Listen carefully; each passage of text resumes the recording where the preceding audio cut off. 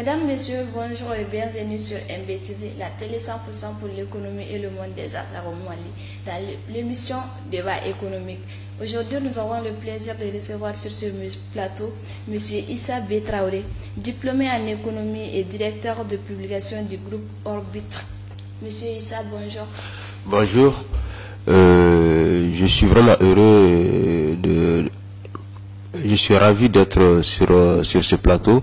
Je tiens à vous saluer personnellement, mais aussi l'équipe tout autour de vous, la direction de Mali Business TV, mais aussi vos auditeurs.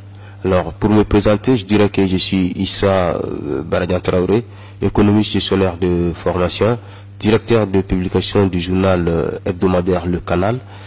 Et c'est un journal qui est édité par le groupe de presse Orbit. Monsieur Issa, les avantages sur le plan économique à l'échelle individuelle et nationale du choix du type d'engrais. Vous savez, un opérateur économique, son objectif, c'est de faire le plus gros bénéfice possible. Et lui, en tant qu'entité, quand même, en tant que personne, en tant que personne morale, peut se permettre de raisonner ainsi. Mais il ne peut pas en être de même pour les décideurs à l'échelle nationale.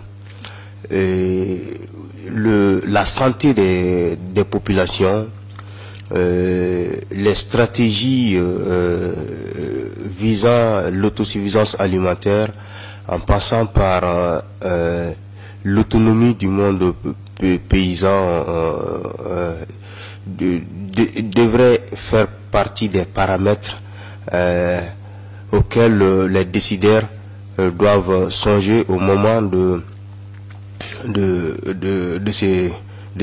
faire les choix. Mais surtout, ils doivent penser à la santé, aux questions de santé publique.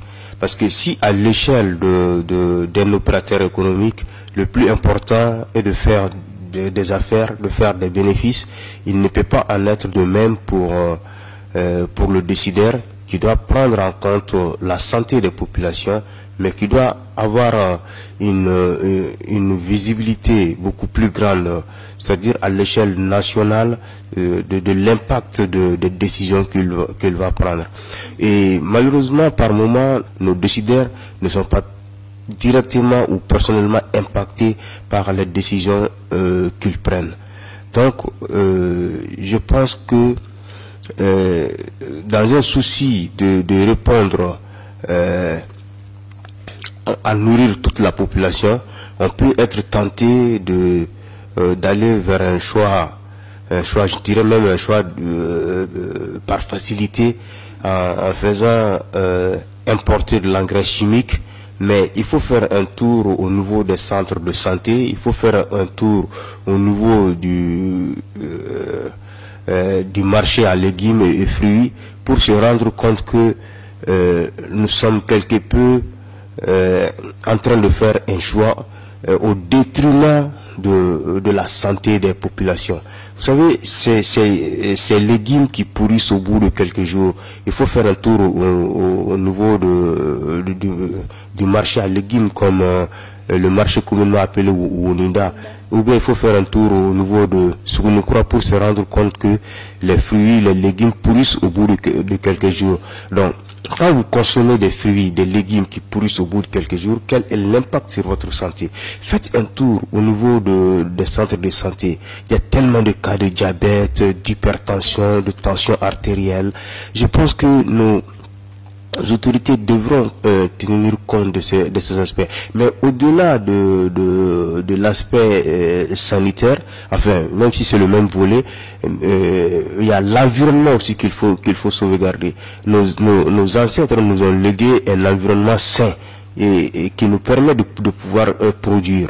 Maintenant, je pense qu'il nous incombe de faire de même, en n'allant pas nous attaquer à l'environnement, parce que le sous-sol est détruit, la faune, la flore, presque nous détruisons tout par l'usage de pesticides, d'insecticides, d'engrais chimiques. Monsieur Issa, la souveraineté alimentaire et l'indépendance du monde paysan, à quel prix? et impact sur l'économie nationale?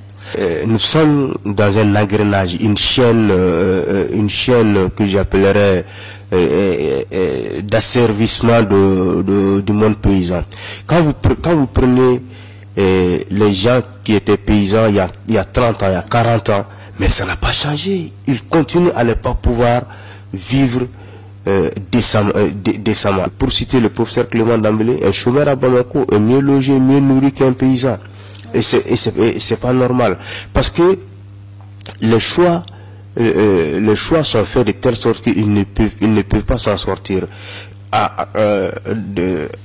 Traditionnellement, les semences que nous utilisions étaient faites de telle sorte que le paysan n'avait pas besoin d'acheter des semences agricoles, des intrants chaque année.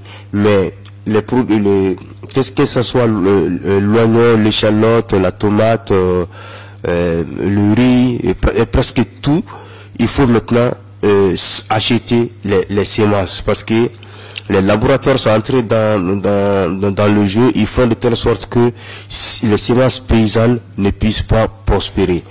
Et aussi, il y a d'autres facteurs comme le changement climatique qui n'aident pas le monde paysan. Ils n'ont pas été formés, ils n'ont pas été suffisamment préparés ni outillés sur le plan matériel pour pouvoir affronter le changement climatique.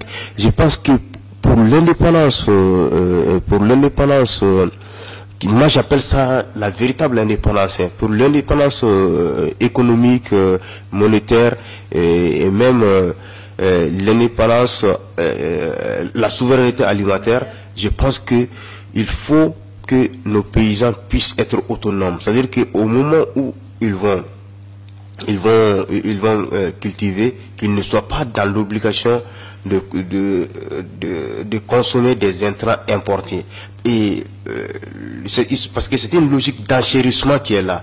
Quand vous prenez 1 kilo d'engrais chimiques cette année pour votre champ, l'année suivante il faudra 2 kilos pour avoir le même niveau de rendement, et ainsi de suite. Il y a une logique d'enchérissement qui est là. Au bout du temps, vous allez être obligé de changer même de site, parce que votre champ, le sous-sol de votre champ ne va plus répondre. Donc vous ne pourriez pas l'exploiter, et tout simplement parce que il y a vous savez, la terre contient des micro-éléments qui font que les plantes poussent. Une fois que vous tuez tout ceci, les plantes ne peuvent plus pousser. Et l'engrais organique est la chose indiquée pour pouvoir maintenir le sous-sol en bon état et pouvoir l'exploiter pendant plusieurs générations. Maintenant, il faut avouer que on veut gagner tout de suite beaucoup d'argent, on veut avoir un très grand rendement à l'hectare. Mais c'est ce que je disais au début. Pour quelqu'un qui décide à l'échelle nationale, qui décide pour la nation, les questions de santé publique, les questions de souveraineté doivent l'emporter sur le gain immédiat. Les opportunités d'affaires selon le choix du type d'engrais, organique ou chimique? Vous savez, les opportunités d'affaires ne manquent pas, quel que soit le choix du type d'engrais. Maintenant, je pense que malheureusement, l'État dépense plus de 150 milliards chaque année pour se procurer un engrais chimique, et c'est devenu un business. Pratiquement tout le monde devient fournisseur, y compris vous voyez les différents scandales qui ont eu lieu autour de l'engrais. Il y a eu l'affaire de l'engrais frelaté, et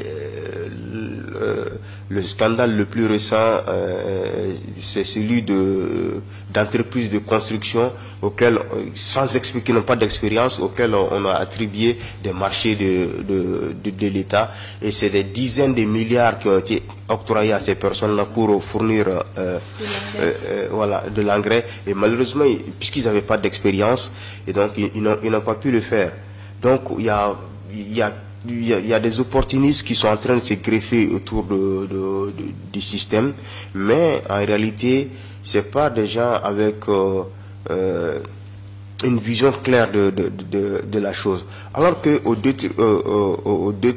contrairement à l'engrais chimique, si on devait se focaliser sur l'engrais organique, vous savez, au lieu de dépenser des dizaines de milliards chaque année, on a l'expertise locale.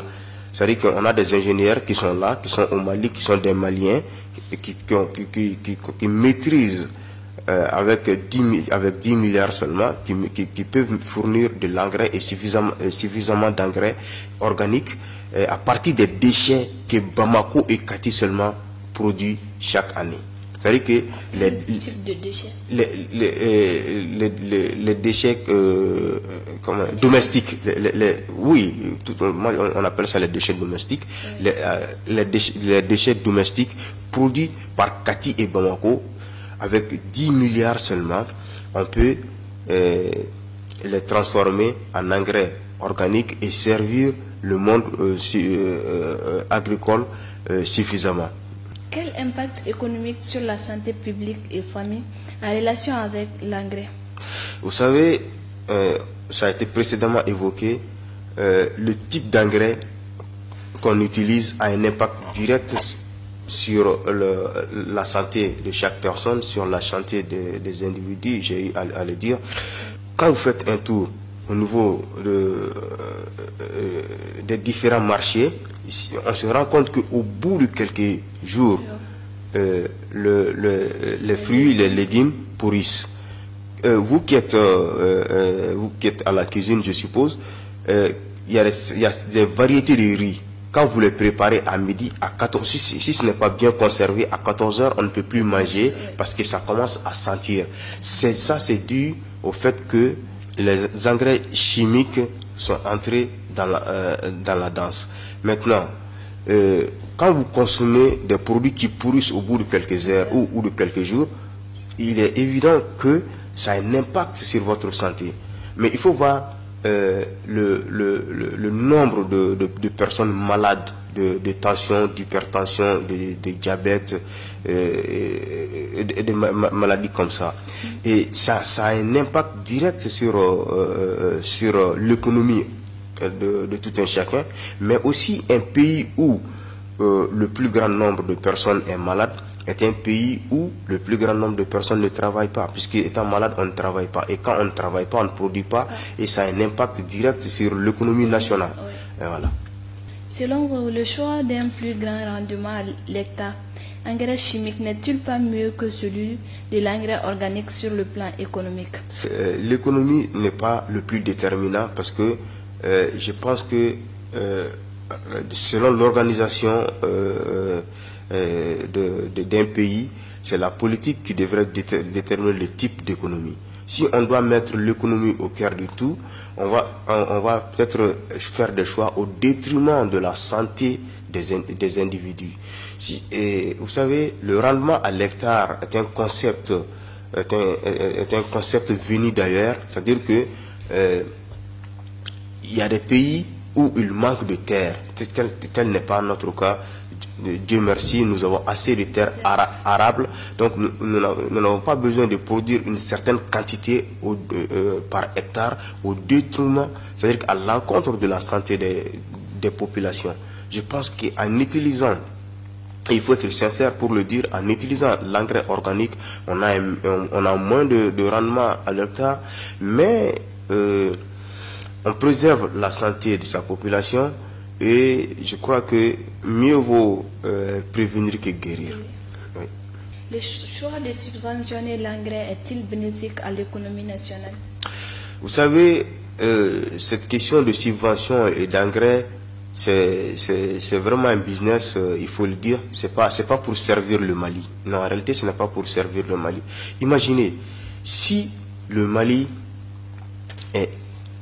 chaque année, devait dépenser 150 milliards pour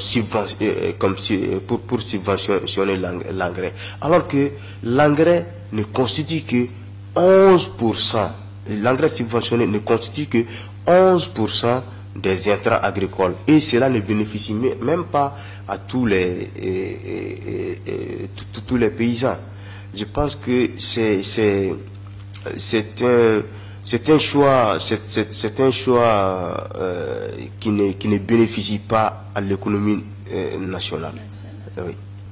Selon vous, sur quoi peut-on prodiguer des conseils aux décideurs afin que les paysans soient autonomes? Vous savez, les décideurs, je pense que c'est les gens qui sont capables de réfléchir et de trouver des solutions. Parce que c'est des Maliens comme tout le monde, ils sont passés par plusieurs étapes pour être là où ils sont. Ils connaissent les problèmes du pays. Donc je ne pense pas qu'il faille les prodiguer des conseils. Mais maintenant, il y a des questions techniques sur lesquelles tout le monde, il faudrait être éclairé. Et pour l'autonomie du monde paysan, il faut investir dans la recherche. Il faut valoriser la compétence locale pour que on puisse transformer les déchets domestiques en engrais organiques afin de ne pas asservir le paysan qui sera toujours tenté de consommer en tout cas des intrants qui viennent de l'étranger. Et je crois que c'est ce qui cadre avec la vision des nouvelles autorités qui pensent qu'il faut consommer malien d'abord. Voilà. Et nous, au niveau du groupe de presse Orbite Média, de façon générale, mais particulièrement l'hebdomadaire d'information, le Canal, nous avons fait le choix nous ne sommes pas des savants, nous ne sommes pas des tout sachants, mais nous avons fait le choix d'aller voir ailleurs ce qui marche et de venir en parler, informer les uns et les autres. C'est ce que nous faisons au quotidien. C'est-à-dire que nous faisons du journalisme de solutions. Donc à longueur de journée, nous produisons des articles pour dire, bon voilà, tel type, telle mécanique, telle technologie est là et ça peut aider le pays à s'en sortir. Monsieur Issa, nous sommes à terme de l'émission. Quel est votre dernier mot? Je tiens à remercier vos auditeurs dans leur ensemble, mais aussi la direction et le personnel de Mali Business TV. Et je vous dis que vous avez mes encouragements, mes félicitations. Vous participez vraiment à la construction de l'édifice national. Parce que l'entrepreneuriat, le secteur privé, c'est l'avenir du pays. Et je tiens à vous remercier pour l'invitation. Ceci prend fin pour ce numéro d'enregistrement. Je vous donne rendez-vous la semaine prochaine pour d'autres émissions. D'ici là, prenez soin de vous. Bye bye.